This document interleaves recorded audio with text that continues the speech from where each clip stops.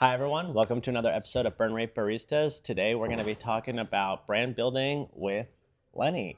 I'm Sahand. And I'm Kate. And Lenni, why don't you just give a little bit of a background on yourself, your professional background, experience with Terra Kaffe, and whatever else you want to share. Yeah, so I'm Lenny, or go by Lenny, and I started out in motion design, or kind of like started in design because I thought posters were ugly in the hometown where I grew up. And so I kind of like learned the tools to kind of, in my opinion, make them better. And then got to motion design, then kind of like did things where I was like, what's the point of this? Because it was just moving, but it looked as bad as before. So I was like, this is not what I want to do. And then I got into branding and then got to New York and yeah, learned about branding at a company called High Tide. And it was really good. Yeah, learned a lot. And yeah, so I've been doing this now since 14 years, 15 Wow. ages, Yeah. since I'm Wow. 16. And you're only I think. 17 years old. Yeah. You know, in Germany, things kind of work different. So how'd you get into contact with TK? Like how long have you been? That is How actually, did that Nobody knows. happen? that story is a fantastic story. Okay, And I kind okay. of, I would love, Says so I much feel like about me. it is so funny because I was sitting at the waterfront in Frankfurt and I was having I was winding down from the evening, I think even with a friend, I don't actually know, but like I was sitting there, it was a beautiful sunset. I just, kind of like, I don't know, I sat there. After coming back to Frankfurt from New York, where I was in 2017. And then there was this like US number calling me, and I was like, I don't know. I mean, let's see, I'll answer. And then there was this person on the other side that was like, This person. really, this person, Which person? I who was Weird. really excited to talk about like a product and was kind of like hoping to get like art direction advice Okay. on, to kind of like showcase this product. And I was like, yeah, sure, this is exactly what I want to do. This is exactly what I do. And so let's talk about it. But then as we talked about it, I realized he is on the shoot location. Like he is already there. And we're doing it. I thought it would be like, yeah, okay, let's talk about it. I'll send him our cost estimate and like we go from there. And yeah, but like, no, we went straight in. We did everything in reverse order. We did everything Yeah. in reverse The order. first project was like the most complicated Oh, project. God. Yeah, Yeah. just full scene rendering, Full motion scene design. renderings and like and then we were like, okay, maybe we should also tie up the brand a little bit because like what we're doing here is like something very different. And yeah, that's Okay, what we that's did a then. good segue Yeah. into my first question. What is the ideal process of getting started with building a new brand? I think it can be two ways. So the first way is like if you have a fresh brand, Okay. and a lot of people have new brands, but I think they go into this, and I think like the motivation of why you do this is very important because intrinsic motivation is, I think, the most important thing that you can have as a founder, as like an employee, as whatever you do in life. But sometimes you have people who I think are just in it for the money or the hope that they make money with the product that they're selling. And so they're lacking enthusiasm. So it's kind of like you sit there as a designer and you're like, is this resonating or not? Because I'm in it. I'm involved. I'm like, I want to make this good. Yeah. And like my whole point is like to dissect and understand what you want. But if there is nothing, that's tricky. But anyways, if you have a person that actually knows what product they're building, what the purpose of this is, and why they want to do it, fantastic. That's a good start. Does that materialize into the like vision and mission and values? Is that what that is, or is that separate? Is that No, even I what comes think- before? I think basically the branding, what it does is kind of like curating what is already there and Okay. just picking this is important, and this is important. So you only have like 4 loose ends Okay. and not like 200 anymore. And you just tie those in a knot, and that's what branding is, I think. And yeah, so that is route 1, where I think that is very important. But then there's route 2, where you already have something that naturally grew into a brand. And then you're like, maybe like, you kind of wonder, okay, we don't really have branding material. Like, who are we? Like, we know that it works, but it kind of like is so hidden in like everything you do that it is kind of hard to really say this is what we stand for. Okay. You know? Okay. But that is also very exciting because there the intrinsic motivation comes through the overall, like everybody collectively working on one thing. Okay. Do you What have a oh. preference? I think, I mean, the first one is simpler Okay. because you can actually have tabula rasa and you have like a white canvas in a way, and you can kind of like just go crazy and kind of like push a boundary. Versus with the other one, you sometimes have to like stick to certain things that are already in place, Sure. Okay. but it is also fun in a different way, Yeah. I would say. Yeah. And what does the creative process actually look like when you're creating the visuals for the first time? Are you locking yourself in a dark room and just Well, I think I would say like and that is my take. I think a Yeah. lot of people would be furious about this, but I kind of say a designer is not necessarily an artist, because I would say as a designer, you are more curating than creating, but you also need to create to do a proper curation. So it is kind of like a little bit of both, Okay. but it is not that you're sitting in the dark room and Yeah. like the crazy ideas that I think sometimes people does don't know. happen. They generally don't know. Are you going It out and sometimes does surveying happen. people? Are you getting inspiration at a museum or a gallery? Like, I generally think a lot of people don't know Yeah, what that looks fair. like. Yeah. It's like creating music too. It's the same thing. Yeah. However, Like Paul there Kalkbrenner though, doesn't want to listen to any music when he's True. creating an album, or at least early days. I don't think know, it is post-Sony different music. because I think with music you don't really have metrics or things that you kind of like can use as a baseline to understand what you're actually building. Sure. Because I think with every design you can kind of say is that successful design or not. Versus with an artwork, I think you can cannot. say it's successful or not. I think Just so. I think it is monetarily, or? to some point quantifiable. What would be like the KPIs to define a successful design? I think fair question. I think if it is resonating with the people, if it is aligning to what you want to do with your brand. So, for Okay. example, if you, I don't really have an example right now, but That's okay. or I'm trying to come up with an example.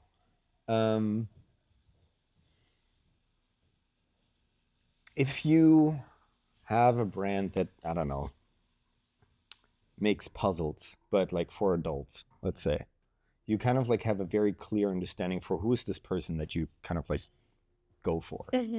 And so I think you can at least get like a rough understanding or try to put yourself in the shoes of that potential customer, or understand what is their social surrounding like. Okay. You know, like what are the trends that we can kind of like use here in order to basically sell this puzzle to these people. Because just because it's a puzzle, you know, you could maybe use childish elements, but then, I don't know, put them onto like the level of narrative for like an adult. Sure. So you can kind of like adjust to the things better Okay. because you have like a clear thing of like, I want to kind of like go for this person or for this vision or for this outcome. Okay. So you kind of like have certain parameters that you know that you want to go after. Okay. You know? And I think an artwork can do this too, but you don't say, I'm going to paint a red circle because I want to target people in Japan. I don't know. That's a dumb example, but like you would not do this. You know, that is something that purely comes out of you. Okay. Versus with design, it comes through you, I would say. Interesting. You know, it is like, it is data that is like channeled through a creative mind, but then curated. Okay. But it is kind of like stemming from the data, I would say. Oh, this is so fascinating. I think that's how I would phrase it. Yeah. No, I mean, I know we talked about what we were going to talk about today, but now it's like getting my wheels turning. We also have the absence of construction noise for a few minutes, which has been happening all day. Let's so hope. that's lovely. I'm curious, like in your line of work, what are the tools that you absolutely find are necessary, and how has AI changed that? How has AI changed everything in your world? Two-part question, I guess. The problem is that a lot of people think it is the tools and not communication. Interesting. And Okay, I think say more. therefore, to your second question, I don't think AI is going to change it too much. Okay. Or it will only change it for people who only solely rely on their tools and not on communication. Okay. Because communication in what way? I think like really practicing empathy and trying to actually understand what the other person is trying to say. Okay. And not trying to wedge yourself into that, but really kind of like giving the room to kind of just info dump everything. Yeah. Because otherwise, you know, my pool of information that I can pick from and curate from is limited. So I think it is very important in regards to branding. I think maybe there's like subsets where it's different, but I think in regards to branding, that is the most important thing. It's almost like business therapy. Yeah, say. yeah. You kind of like need to trauma dump to then look through the pieces and be like, this is important. This is Yeah. important. This is why you've always been so good at copy too. Like you randomly will just the way you like just like we're like, oh, I'll just put some language in here for FPO, just like for placement only, just filler Yeah. until we decide, and then it's like the best copy we've ever Thank you, seen. thank Like You I know, love business therapy. The German. Okay. But it is kind of business therapy because you also have founders who at some point maybe lose the vision that they had, or like kind of like don't really know, why am I doing this again? Mhm. And I think, you know, that then helps to really understand, oh, okay, the problem is somewhere else. It's not the ads. It's maybe like the point of why you do it in order to then kind of like show the intrinsic motivation again Okay. through your brand, maybe. I have a question to backpedal for a second. Please. But it's still connected to this. Yeah, we're gonna row this boat backwards. This gondola with Isn't my that little how you row with my little anyways? handkerchief. You always go backwards. Huh? It's not interesting when you row. You always go backwards. No, you don't go backwards. You face backwards. Okay, fair. Yeah. But like, yeah. Yeah, you face You the don't go stern, into but the the bow direct- is yeah. still. Anyways, Anyways. ex-rower here. I was like, everybody's backpedaling when they're rowing, no? You talk about a lot of like the process of listening to actually distill down what the motivations are so that the design that you create is congruent with that. Yeah. That said, I think it would be interesting to hear what is the biggest risk you've taken with a client stylistically in your work? Yeah. That is a good question. I don't know if I did. It doesn't have to necessarily be I the would- visual itself. It can just be like the advocacy you did internally to try and promote I a different think- direction. Yeah, I think there was a good example. So Gantry, this like lamp company, while being at High Tide, we kind of worked on that, and like we also worked on the strategy of that. And I think the one big learning that like after all of the meetings was like in the beginning, and I think I can say that, but like in the beginning they were saying we have 3D printers. And we use them in order to like give designers the ability to prototype their things faster. Okay. So that was their initial, like how they saw themselves. And we're like, okay, so you're a 3D printing company. And they're like, no. And, or like, they were like, yeah, maybe. But we were like, no, this is like like the tools you use is not necessarily the company that you are, because in the end, you're more of like a marketplace and you're like an opinion leader, and you use the tools, in this case 3D printers, to actually make this vision come true. Okay. But like you are not a 3D printing company. And I think like that was the biggest risk. well, it's more like I think definition. yes, the biggest turn. I wouldn't say the biggest risk. Okay. I don't know if I take too many risks, I would say. Do you see that because stylistically you're very clean in the design, and that's why you feel like it doesn't necessarily feel like a risk, maybe? Yeah. Even if it is? I think because I try to aim for like a way of working where you can objectively almost say, yes, it does it. Yeah. You can then, of course, maybe take this and give it to another designer and like say, go a little bit more berserk. And I think that will always work as long as you stick true to like the core things that you kind of like defined for yourself. Yeah. Yeah, I do have a question. Okay. Yeah, so you don't have to necessarily name names, but what no, I'm curious like what makes a bad client? Like from a Oh. yeah. I think people who don't actually know what they're doing, Okay. who's and yeah, I think that's how I Okay. kind of would want to jump in on that same topic. I think yes. So people who don't really know why they actually do it, or they don't really have too much conviction about it, because then it is just very hard. It's Yeah. similar to the go worst back is when to they the don't care. Is that what you're saying? yeah. Because then it's similar to like in therapy when you're not ready to talk, and then it's like I don't know what to do here. You know, like either you give me your things or you don't. Yeah. You know. I have a great follow-up question to that. Please. I love this. Okay, other side of the coin. Because you talked about that before. Some people are just in it for the money. Yeah. I don't know where my magnet went, so I'm just holding this mic now. You said some people are in it for the money. Sometimes that translates to them not really caring, and then you're trying to pull out of I them have a the caveat definition. to this. Is there the other side of the coin, or when the pendulum swings the other direction? Are there instances where the client cares too much? about money. No. Oh, No. Yeah. That's you. But yeah, but like it's hard to work with them because of the intensity that they feel towards the I brand. think like it's a very tricky thing because there is a tiny threshold. Like imagine it as like a circle, you know, like you have a person that has no knowledge about design, and then like, you know, it kind of ramps up and this person has like knows exactly what they want to do. And I feel like the threshold is like something like logo 24, where you just get a logo in 24 hours online for Fiverr. Because I'm like, either you really don't care enough that whatever I sell you will actually bring you any value because you don't care, or you care so much that you exactly know how you want it. I maybe have a different opinion on how you should execute on it, but then you can also just get a person on, I don't know, Fiverr, or which is a good place. Like they're very skilled people, but you know, yeah. It doesn't, just to frame it differently, Yeah. it doesn't bother you when the client cares a No, lot. no.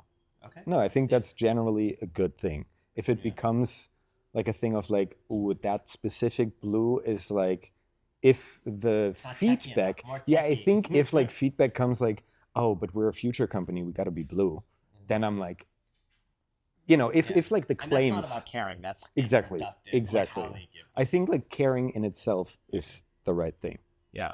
always. I would say that. Yeah. If you care about something, you're on the right track. Yeah. So then the Yeah. most problematic client is not that. It's when they don't care, or alternatively, they articulate things in a way that isn't necessarily, they're not disciplined in the discipline. Yeah, exactly. And you're getting feedback that frankly isn't that productive to actually Exactly. get to Yeah. If they just want to give you feedback for the sake of giving you feedback and not for improving the product, Yeah. that's then hindering. Yeah. But I think Because again that applies to There's every, so you know. mu- there's oh sorry No, yeah you're there's just so many meme accounts of designers dealing with clients, and Yeah. similar to John, Lenny is truly one of the most like affable people. So I'm not surprised you're not like recounting a horror story, but just knowing how many I had designers horror stories. talk but about horror stories and like just like monster clients. I think it's just like, you know, but like also on the receiving end, like you also meet monsters in your normal life. It depends on Right. how you interact with them. Right. Like, do you get aggravated, Yeah. or do you try to listen and like practice some rhetoric and like try to understand that other side, Yeah. dissect it for yourself, and then if you still have a problem, then you can say, hey, I don't know, this is not working Yeah. out, and that is fine, you know. Yeah. I think though, yeah, I didn't expect this conversation to get so philosophical. it is. But I no, deeply- but I love it. I find it very like Yeah. personally validating. Yeah. To me, the most deplorable human quality is apathy. Yeah. You know, It life is, is yeah. short and then we die. Like, I'm gonna give a shit. Give a shit. Yeah, This is something exactly. I tell my team all the time. Yeah. It's one of like our core pillars is give a shit. Yeah. And I heard you talk about how you think intrinsic motivation is, of key importance. But what inspires you? That is actually a great question. What inspires me? I think philosophy, Okay. because you can pull for every aspect of life and work, you can pull something out of it. Mm-hmm. And I think, philosophy is then just being discussed in art and whatever. So it's like Yeah. a trickle down effect into each like the different buckets. Yeah. Yeah. I What's the think most misunderstood thing about designers? that they make logos. Ooh, I like it. Because a logo is just the fruit of whatever you're building with your brand. Yeah. And everybody can Yeah. that then becomes, performance art. Uh-huh. Because you can also, I don't know, on a table and be like, that's our logo. And if you And I build- think that's what we Yeah, call we're it. cutting that. I'm gonna bleeping this. But yeah. Anyways, yeah. All right. I think we conclude there. Any final words, Lenny? Anything else you want to share? No, Beautiful. it's good. I like this. This Yeah. is nice. Yeah. Did you have fun? Yeah. Beautiful. All right. There you have it. Thanks for watching. Yeah. We'll see you on the next one. Bye.